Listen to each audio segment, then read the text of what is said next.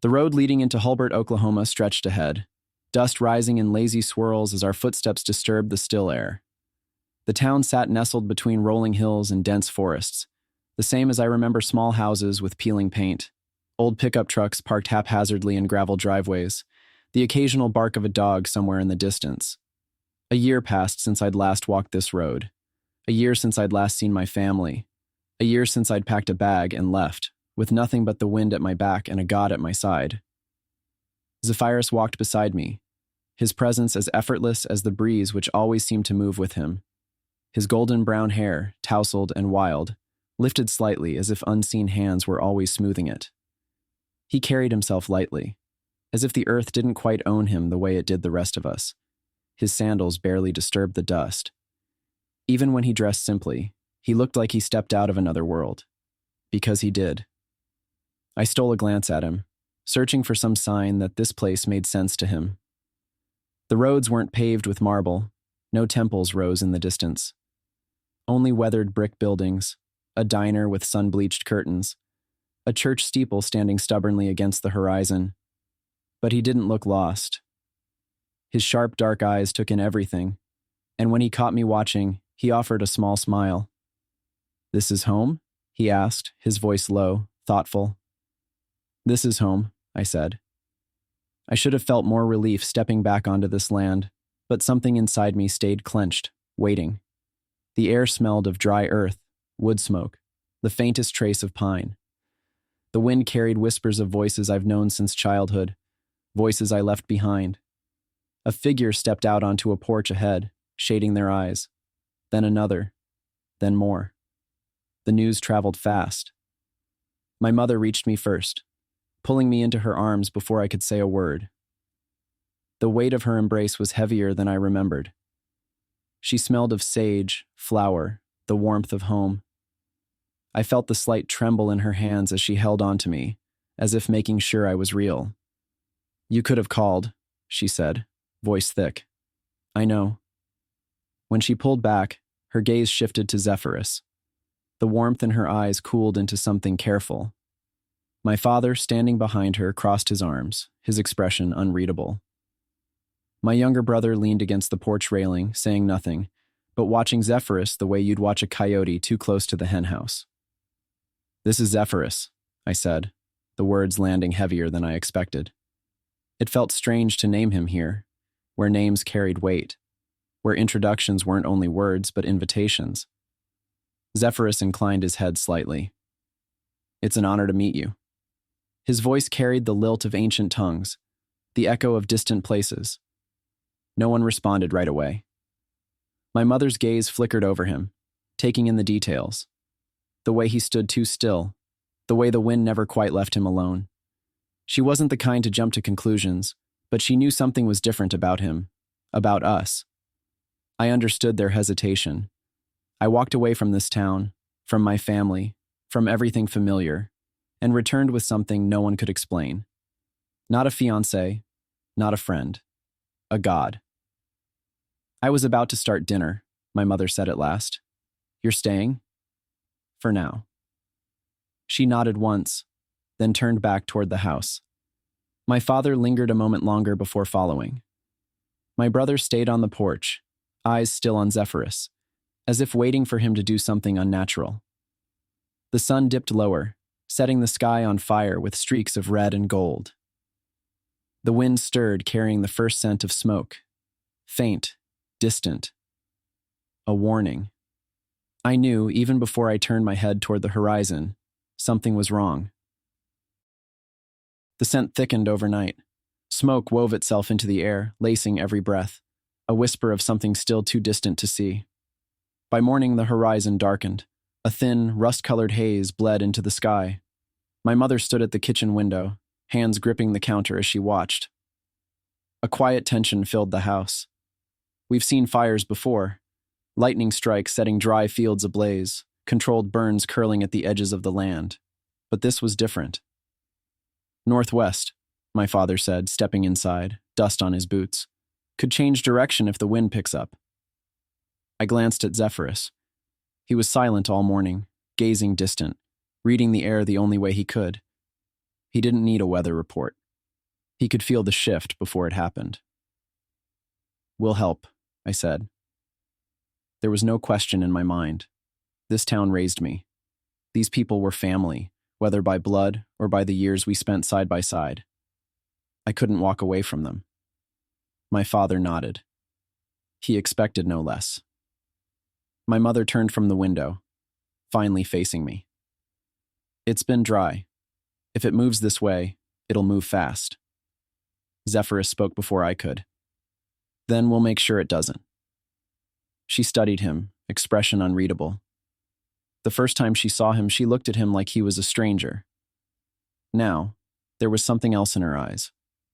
Was it understanding? Maybe, or the beginning of one. Outside, the town already started preparing. A handful of men filled the back of a truck with equipment. Others huddled in small groups, talking in hushed voices. When we stepped outside, my younger brother approached. He hadn't spoken much since I arrived, but now he looked straight at me, jaw set. "You're staying?" I met his gaze. "For now." A brief nod. Then he turned to Zephyrus.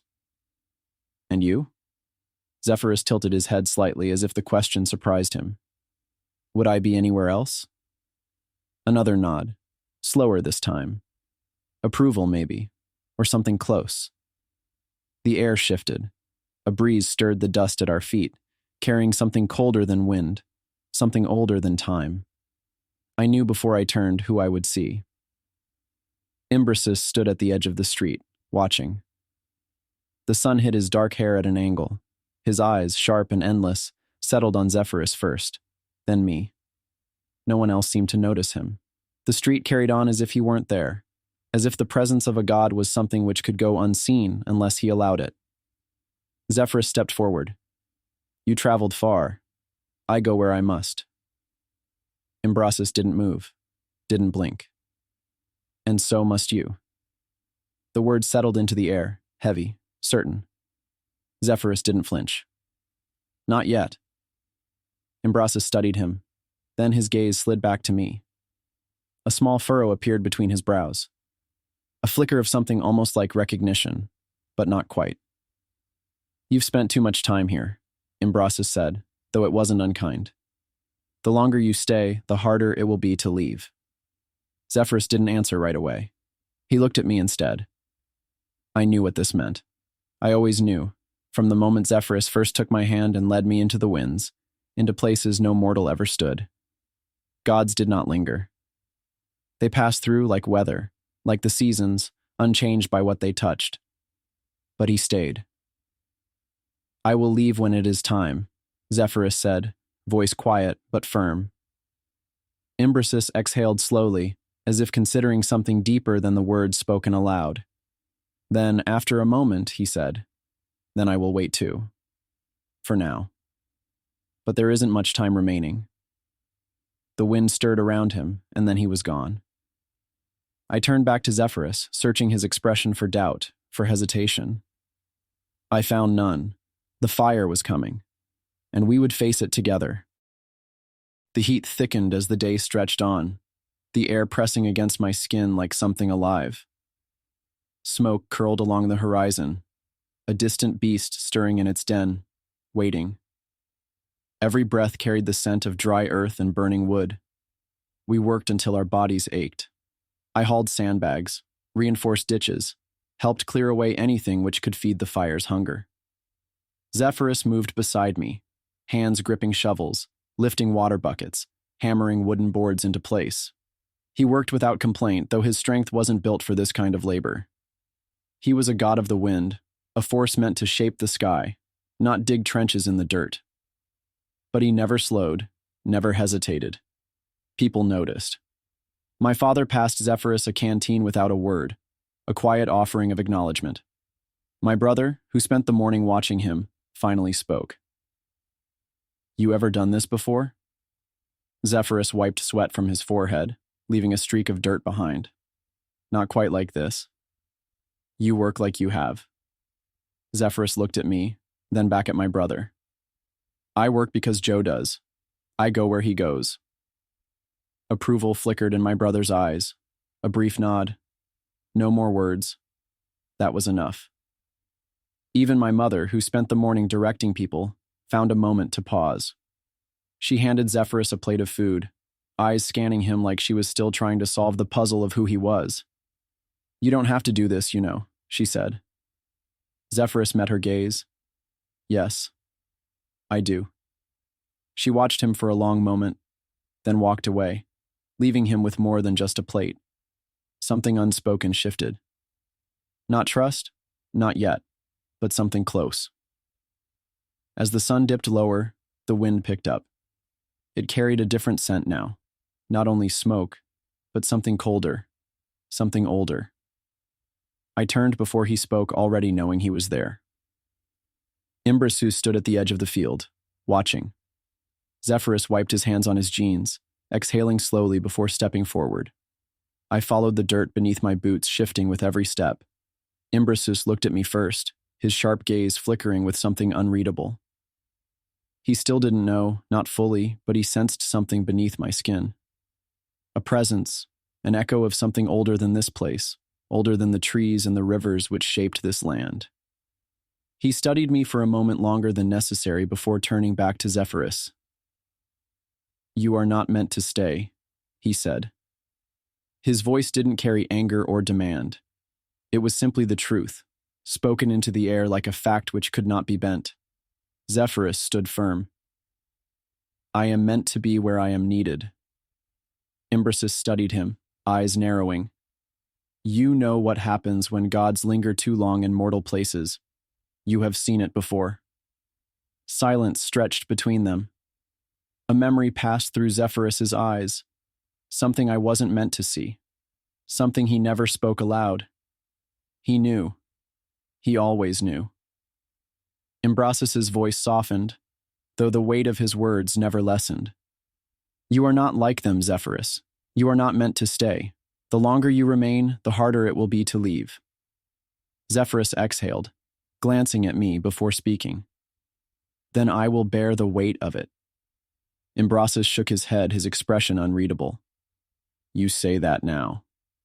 The wind shifted, swirling around us. The fire was moving. The warning was received. Imbrasus spoke his piece, and he would not repeat himself. Zephyrus watched as Imbrasus disappeared, the air swallowing him whole, leaving nothing but the sound of the wind in his wake. I turned to Zephyrus. He looked at me, a storm in his eyes, something heavy settling in his chest. He fought for centuries, against things I couldn't name, against forces I would never understand. But this fight, the fight against time itself, was one he couldn't win. He knew it. And still, he stayed. I wanted to tell him I understood. I wanted to tell him I carried a secret as heavy as his. The skin I wore was not entirely my own. I lived longer than my body could remember. But I stayed silent, because the fire was coming, and love alone would not be enough to stop it. The fire moved faster than anyone expected. The wind, which always carried whispers of the past, now roared with something hungry, something unstoppable. Smoke thickened the sky, turning the sun into a dim orange disk. My mother pressed a cloth to her mouth as she helped an elder into a truck. My father and brother worked beside me, shoveling dirt, hauling water, but the flames crept closer. The fire line wouldn't hold forever. Zephyrus moved through the chaos, steady, tireless. He pulled a man from where he collapsed near the edge of the field, dragged hoses through the dirt, carried children into trucks bound for safer ground. His face was streaked with ash, his arms bruised, his breath coming in short bursts. He looked as human as I ever seen him. Imbrasus stood on the ridge above the town, unmoving. He did not speak, did not interfere. He watched. The fire cracked through the trees, a living thing, devouring everything in its path. My lungs burned with every breath. I grabbed Zephyrus's arm as he staggered, his fingers curled around my wrist, tight, grounding himself in my touch. "We can't stop it," I said. The words tasted bitter, but they were true. "Not like this." He nodded once, then turned his gaze toward the smoke-choked sky. "Then we change how we fight." A gust of wind surged through the valley, sudden and powerful, forcing the flames to reel back for a moment. Zephyrus exhaled sharply, his muscles tightening. He held back, resisting the call of his own power.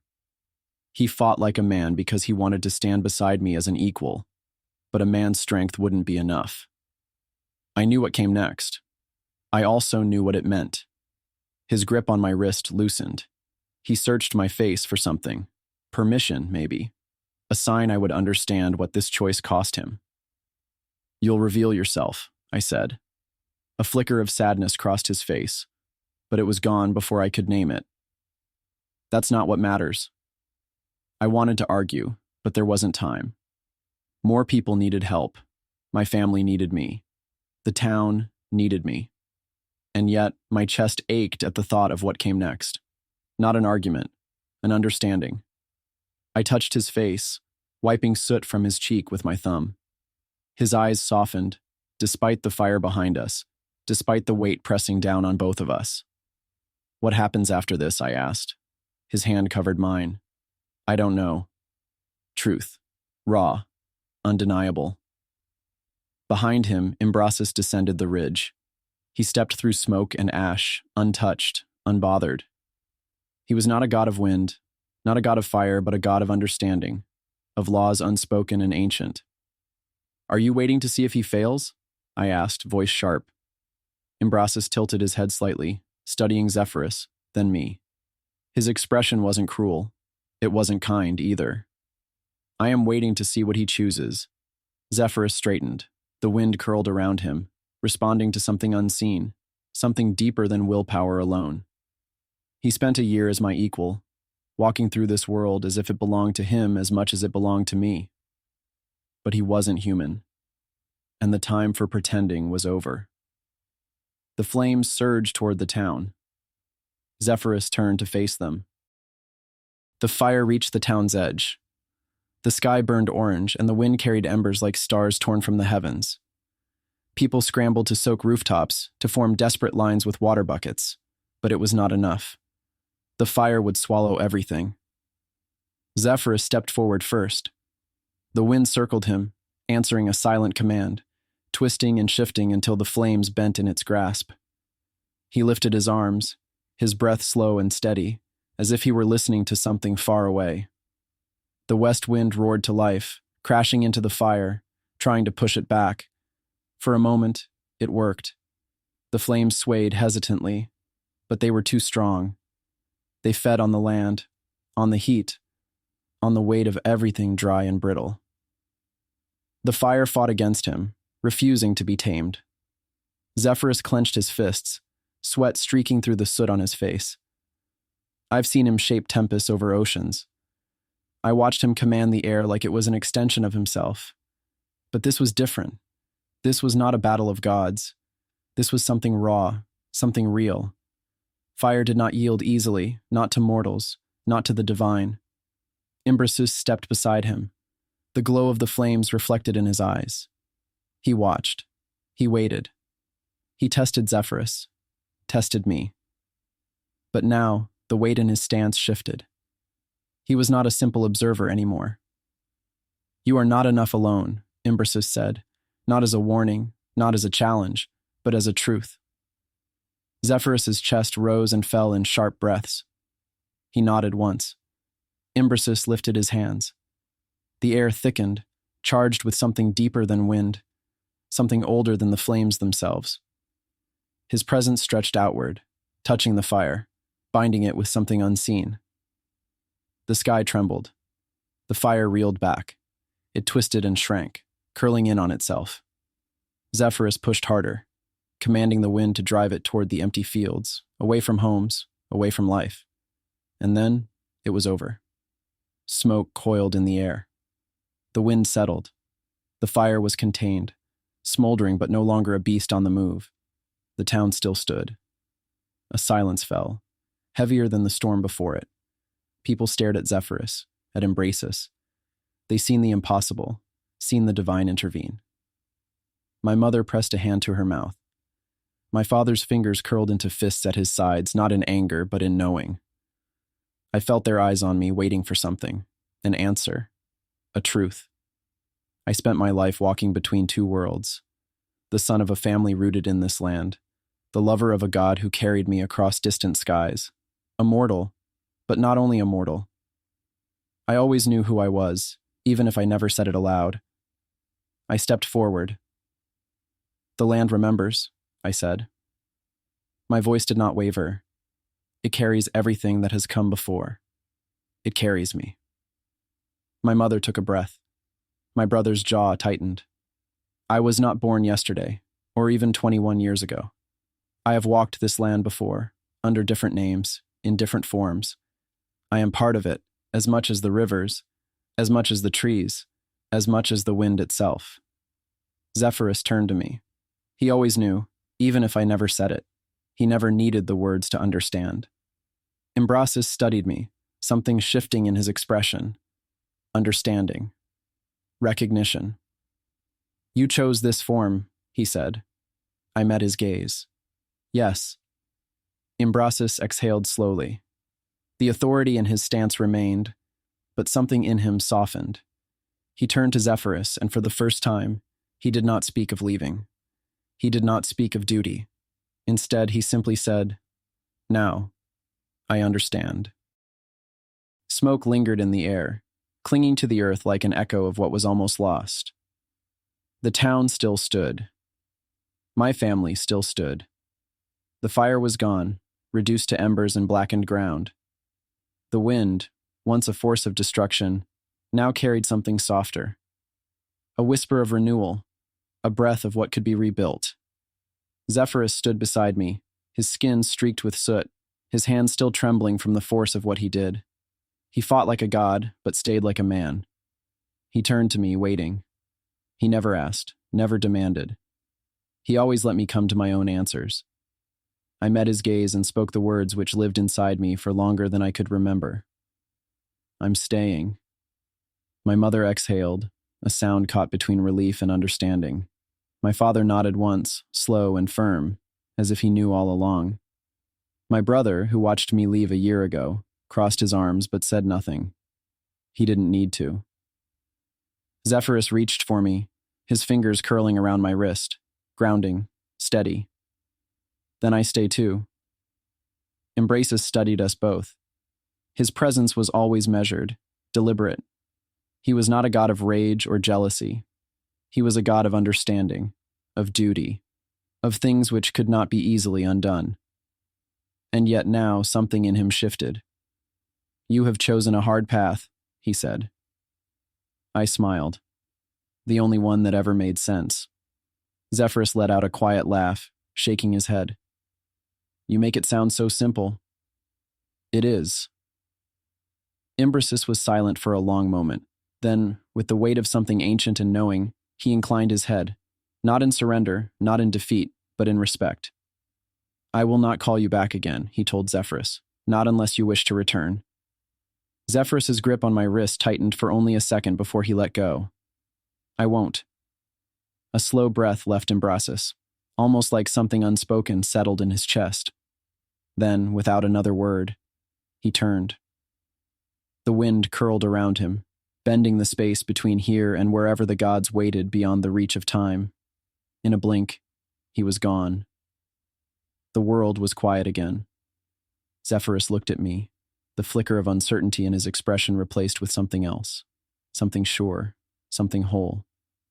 "So," he said, voice lighter now, "what happens next?" I turned to my family, to the people who fought alongside us, to the town which would always be my home. There was work to be done, homes to repair, land to heal. This was not an ending. This was something new. "We rebuild," I said. He smiled, and in that moment, with the smoke thinning in the air and the wind settling into something gentle, I knew this was right. Not a mortal and a god doomed to part. Two beings who finally found the right way.